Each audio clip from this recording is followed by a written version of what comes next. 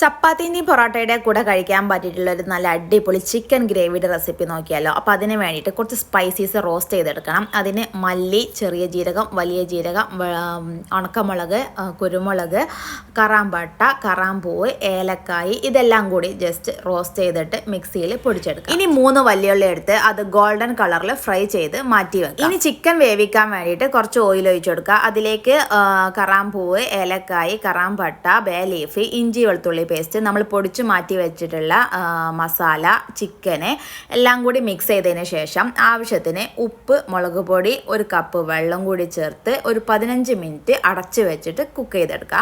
ഇതിലേക്കുള്ള ഒരു ഗ്രേവി തയ്യാറാക്കാൻ 1 കപ്പ് തൈരിലേക്ക് 5-8 അണ്ടിപ്പരിപ്പ്, നമ്മൾ ഫ്രൈ ചെയ്ത് മാറ്റി വെച്ചിട്ടുള്ള ഉള്ളിയും കൂടി മിക്സിയിൽ അരച്ച് പേസ്റ്റ് ആക്കിയിട്ട് ഈ ഒരു 15 മിനിറ്റിന് ശേഷം നമ്മുടെ ചിക്കനിലേക്ക് ചേർത്ത് കൊടുത്ത് നന്നായിട്ടൊന്ന് കുക്ക് ചെയ്ത് അവസാനം കുറച്ച് മല്ലിയിലയും കൂടി ചേർത്ത് കഴിഞ്ഞാൽ ചിക്കൻ